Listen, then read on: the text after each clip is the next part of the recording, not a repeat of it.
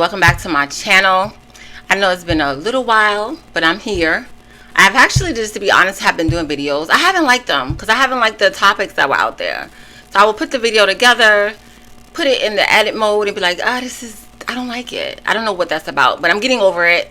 But I'm back. I'm here to talk about The Worst Ex Ever on Netflix. It just came out about a week ago.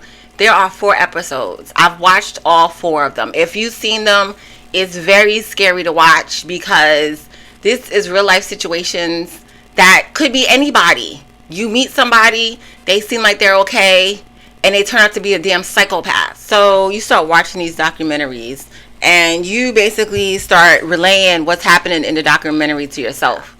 So it's scary because you start wondering about, like, if you're with somebody, you're like, wait a minute, are they crazy too? So I'm going to focus on these 4 episodes, but I'm going to do 1 episode at a time. So this one is the one that was Betrayed by the Badge. If you saw that one stood out the most to me. That stuck out of my head. That was the second one on the series. So I'm going to start with that one and do the other 3. So if you remember that one was very daunting and scary to me based on how the ex-boyfriend, when she broke up with him, basically framed her and the police believed him.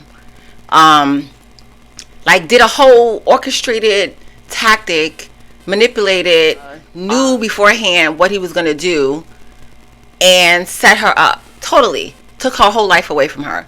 Basically, she had a store. She couldn't run the store because she's in jail because he lied.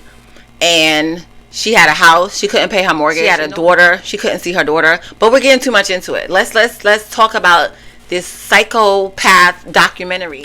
So this one, the second episode, is called Betrayed by the Badge. It's about Seemona. Seemona is from Guyana. She moved to New York with her parents when she was 11 years old.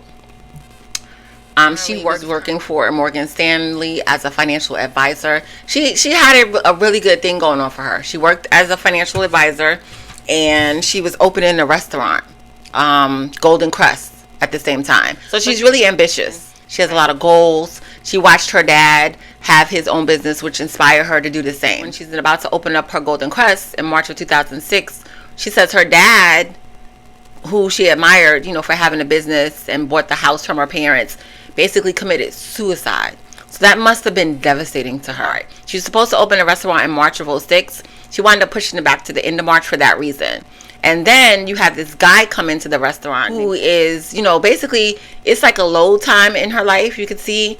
And he's probably there, to talk to her, to lift her up, to walk her through that time. So it's kind of like when those things happen, it's like a rebound.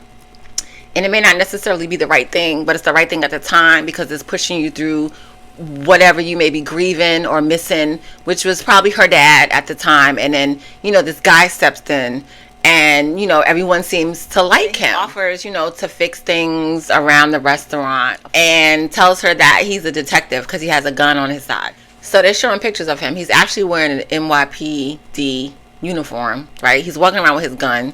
Why wouldn't you believe he's a cop? And you can't prove that he's not a detective. But then it's like you got to put them through a background check to see if they're actually telling the truth. But one thing Seemona said was, the family kind of gravitated toward him because they saw him as a protector. But she did say that her daughter, Kiara, didn't really care for him too much. You look at the picture with her daughter and him, you can tell she's kind of like, nah, I'm not feeling him. You can look at the picture. So yes, sometimes you have women who are bitter and they do vindictive things to break up your relationship. She's like, I'm married to him and we have 2 kids. Like, and the fact that she confirmed, like, hey, is he telling you that he's a detective or a cop? That's what he does. He doesn't do any of that. So her, she believed her. So then we confirm when she confronts Jerry. Oh yeah, no, but yes, she is my wife. Don't believe anything she says. So he should have told Seemona that he was married. And when that happened, she broke up with him immediately. And that didn't settle well with him. But ultimately, of course, he's going to blame her and say it was her. So yeah, she had every right to leave him alone. Even though I'm pretty sure she cared about him. It's been 2 years since they've been together. Doesn't seem like any real issues were occurring until now. And the wife called, and she was rightfully so to call or break this thing up, to break it up based on his immaturity and not taking responsibility for the fact that he's seeing another woman. Like, so after so many months, Seemona says that she contacts Jerry and she asks Jerry to return the keys. To me, this is a mistake. Locksmith or mail the key, but definitely a locksmith. That's my number one way to go. Change those locks yourself. Yeah, it's going to cost you money. Change the locks. I'm actually surprised that in the months that they broke up, that being at the fact that he had the key, that he didn't come into the house before her asking for it. But then when he comes, after she asked for the key, he comes by with the whole plan, duct tape, everything, with the intent to rape her. You don't know what he would have done either way. And in his mind, when he came to the house and she wasn't acting as friendly, you know, his aggression came out and he raped her, which is totally unacceptable. It's really messed up what he did. This story actually gets worse. The story gets worse if you watch the documentary. So we're going to get into what happens next. So because Mr. Jerry didn't get his way and he knows that he has an upcoming trial against him, Seemona is about to testify against him on a rape charge. And based on her current character, she's strongly likely, you know, to win this case. And he sets Seemona up.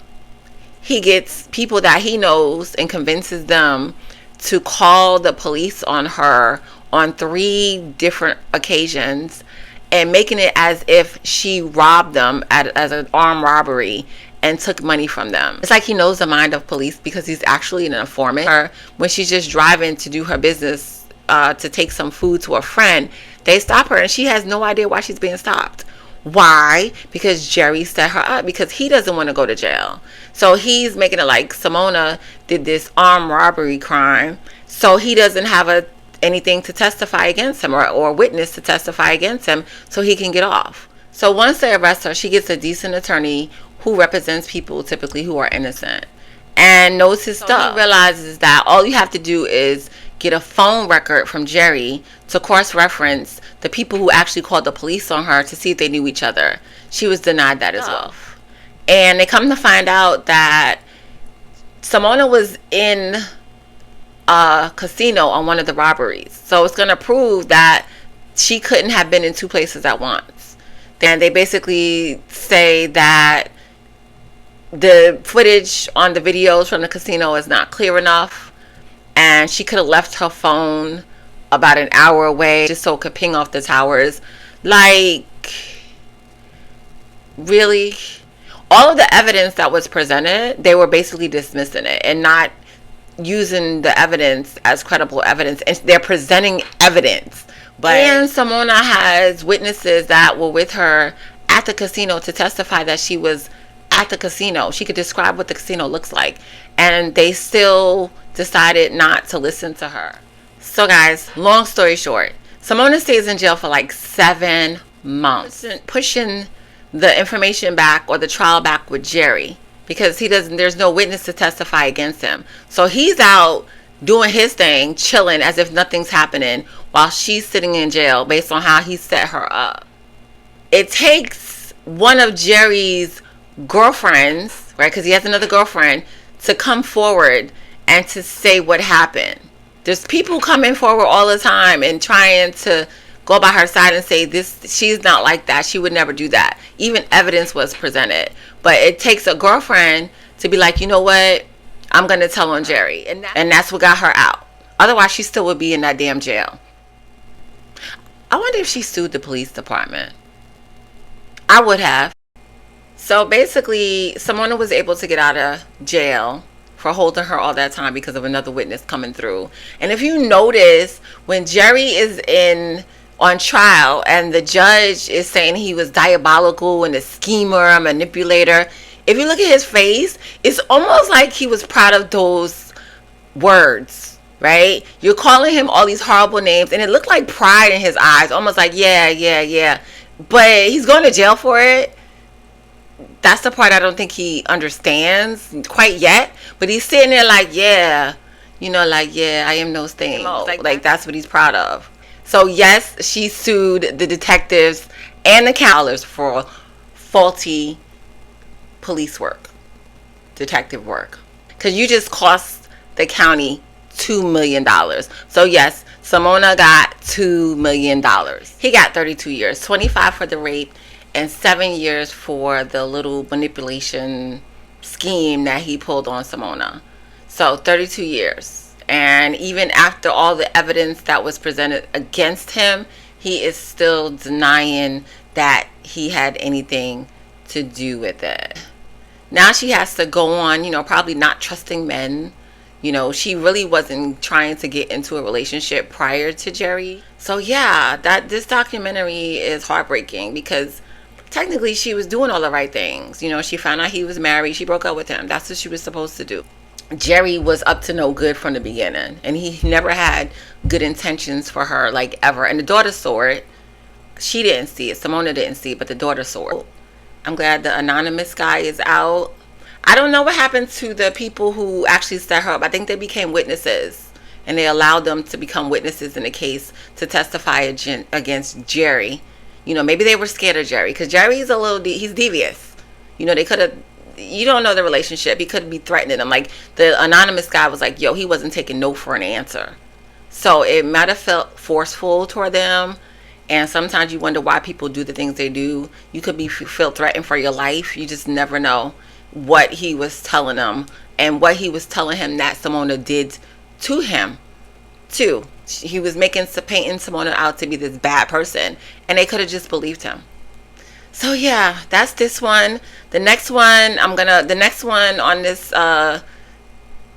series, there's one more that stood out to me. I'm gonna go over that one in another video. Thanks for watching, guys.